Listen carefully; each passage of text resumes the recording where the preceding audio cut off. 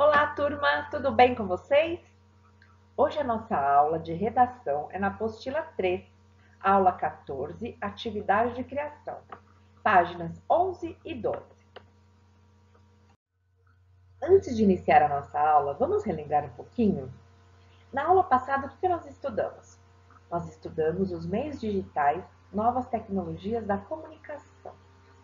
Vocês lembram que nós falamos dos riscos da exposição, da privacidade que são decorrentes da reprodução incontrolável dos dados que nós disponibilizamos na rede, do possível enfraquecimento, dos laços afetivos reais, marcados pelo contato que ficou superficial, e do enorme poder de mobilização coletiva originado pelas redes sociais e os efeitos políticos que geram as manifestações, as passeatas e até intrigas diversas, não é mesmo? Nós vimos a importância de utilizarmos a internet para o bem e não para cyberbullying. Que o emprego dos recursos digitais podem trazer, seja registros e a preservação de documentos culturais, seja para a democratização da informação. É fato, sim, que o computador, os tablets e os celulares, eles estão muito presentes em nossa vida atual. Não tem como evitar. Eles são utilizados hoje em dia para divulgar informações, para elaborar trabalhos escolares, empresariais e científicos, realizar operações bancárias e comerciais, mandar mensagens instantâneas, manter uma rede de vínculos pessoais, não é mesmo? Para grande parte da sociedade, o mundo sem esses recursos, ele é totalmente indispensável. Não há como falar em comunicação hoje em dia desprezando os recursos digitais, como a interação na internet. As tecnologias estabelecem novas formas de relação entre as pessoas. São várias, então, pessoal, as vantagens que a internet trouxe para nós, como usuários. Porém, temos que lembrar que existem, sim, aspectos negativos e positivos. Então, vamos refletir em nossa aula um pouquinho sobre eles? Vamos lá? Antes de iniciarmos a leitura dos textos lá na página 11, vamos refletir mais um pouquinho sobre as vantagens das redes sociais. Bem, as redes sociais, elas possibilitam muitas atividades positivas e facilitam a vida de pessoas e instituições. Elas criam espaços para novos tipos de negócios, novos empregos, novas formas de comunicação. Uma das grandes vantagens é a comunicação instantânea que as redes sociais oferecem. Nós podemos compartilhar informações, notícias, eventos muito rapidamente. Os acontecimentos do mundo podem ser acompanhados e divulgados em tempo real. Por meio das mídias digitais, podemos encontrar pessoas, grupos e assuntos que nos interessam. Podemos fazer amigos, reencontrar pessoas que fizeram parte das nossas vidas, colegas de escola, de outras escolas, em algum momento. Podemos encontrar trabalhos, estabelecer ligações profissionais, podemos também divulgar o nosso trabalho, mostrar nossas habilidades, vender produtos. Então, as redes sociais, elas são canais de entretenimento também. Nós podemos ler artigos, postagens que nos interessam, ver vídeos, fotos, não é mesmo? Agora falando um pouquinho das desvantagens. Bem, uma das desvantagens que provavelmente todos nós sentimos com as redes sociais é a perda de concentração. São muitas informações, tantas novidades o tempo todo, que muitas vezes acessamos uma rede social com um fim específico e nos perdemos em outras coisas que nos chamam a atenção. Se não mantermos um foco, podemos perder horas navegando e deixando de fazer atividades que são mais importantes naquele momento no nosso dia a dia. Podemos atrasar trabalhos, atividades que são mais importantes, ou gastar horas com assuntos que não estão acrescentando em nada. Além disso, muitas vezes, nós esquecemos da nossa vida real e nos tornamos seres muito sociais nos meios digitais. E ao mesmo tempo, nós nos fechamos para as pessoas que convivem conosco no dia a dia. Por isso é importante saber usar as redes sociais com moderação e ter foco e um bom senso. É interessante evitar algumas exposições desnecessárias, como por exemplo o compartilhamento de algumas fotos, brincadeiras, marcações, atividades pessoais ali. Existem também o risco de, através das redes sociais, algum criminoso acessar e utilizar seus dados para cometer delitos. Infelizmente, as redes sociais não garantem 100% de confiança a seus usuários. Às vezes, o próprio usuário não é tão precavido e aí ele disponibiliza muitas informações para qualquer um visualizar. Então, na página 11, nós daremos início à leitura de 2 textos. Eles vão servir de base para a proposta de redação que vocês vão fazer.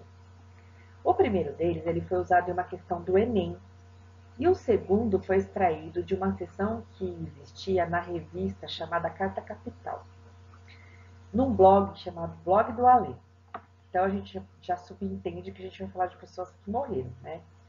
Nela, o publicitário Vitor se coloca na posição de grandes personalidades já mortas da cultura mundial, que reapareciam para opinar sobre fatos contemporâneos.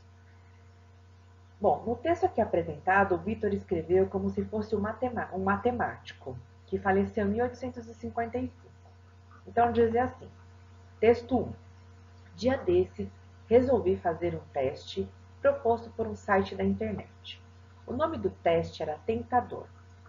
O que Freud diria de você?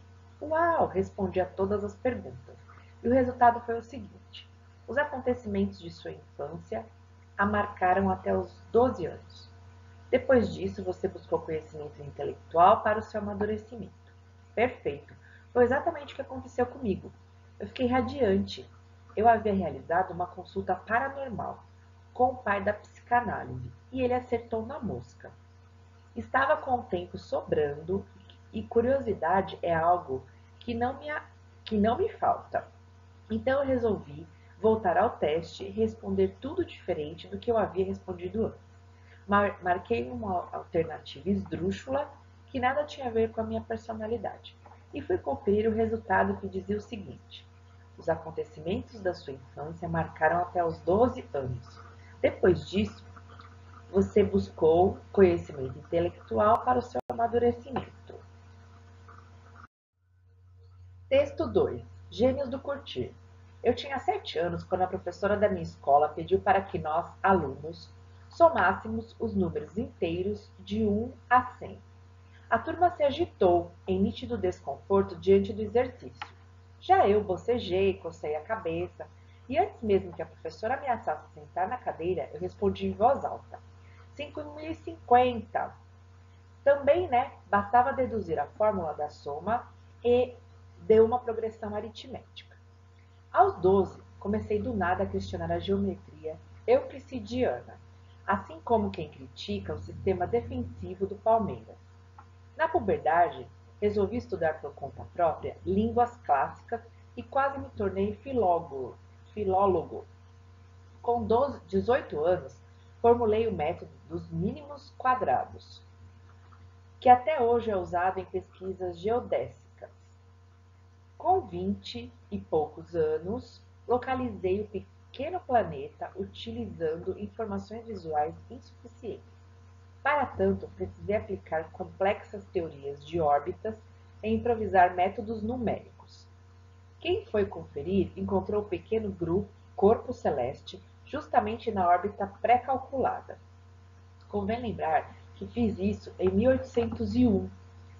Enfim, até o fim da vida, dei demonstrações sobre-humanas de minhas habilidades mentais.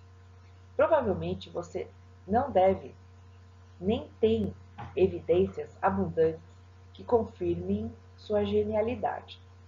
não é candidato a verbete da Wikipédia, nem está perto de ter o seu nome batizando fórmulas e teoremas. Mas não se desespere.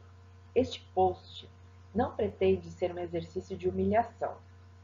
Nem quero, por contraste, tornar minha capacidade intelectual ainda maior. Pelo contrário, venho aqui com um alento. Segundo o especialista em sucesso e psicólogo Anders Ericsson, a genialidade está disponível para todos. Depois de observar grandes talentos de diversas áreas, Anders concluiu que a característica preponderante entre eles é a dedicação. Entre outras palavras, o talento natural não é fator determinante. O sueco defende sua tese até quando ela é confrontada ao exemplo de Mozart. Segundo ele, o menino prodígio começou a compor com 6 anos de idade, mas suas primeiras composições não tinham nada de excepcional. Amadeus só pariu sua primeira obra-prima aos 21 anos, depois de ralar bastante. Os grandes gênios, por essa visão, são frutos de uma obstinação absurda. Treinam, estudam, praticam muito mais do que a média.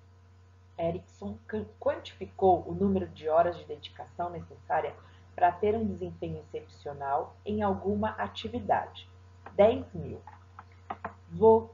Voltando ao exemplo de Mozart, estima-se que aos 6 anos ele já tivesse estudado 3.500 horas de piano. É o treino que modifica o cérebro para que ele execute tarefas de um jeito que causa admiração. Se acreditarmos nos estudos de Ericsson, o Brasil terá em breve o maior número de especialistas em usar o Facebook. O brasileiro, de acordo com a pesquisa realizada pelo Instituto ComScore, é líder mundial em número de horas gastas na rede de Zuckerberg. O tempo médio dos usuários do país na rede cresceu 33% em relação ao ano passado e superou o período médio dos americanos. Logo você que passa umas 5 horas por dia no Facebook será um craque, um gênio da postagem, do comentário e do curtir em apenas 5,47 anos. O problema é saber se a febre dura até lá. Imagine se o Face morre feito o Orkut e obriga você a se dedicar a outra rede? No primeiro texto, o enunciador ele fica radiante porque ele consegue realizar uma consulta com o paranormal, que é o pai da psicanálise. Lá no segundo, o espírito de Gauss afirma que o Brasil teria em breve o maior número de especialistas em usar o Facebook. Então, considerando toda essa ironia, presente nessas afirmações, vocês vão escrever uma dissertação que responda à seguinte questão: quais são as vantagens e as desvantagens de o brasileiro ficar tanto tempo conectado? Aí eu coloquei aqui como sugestões que vocês podem falar dos aplicativos que vocês acham que são os mais utilizados, que as pessoas ficam mais tempo, conectados. É o Facebook, é o WhatsApp, é o YouTube, é o Instagram. Vocês podem trabalhar a dissertação de vocês utilizando um desses aplicativos também. Muito obrigada. Eu espero que essa aula tenha sido proveitosa, que vocês tenham gostado. Façam a dissertação solicitada e a PM, que nós corrigiremos na nossa próxima videoaula. Um grande abraço a todos e até!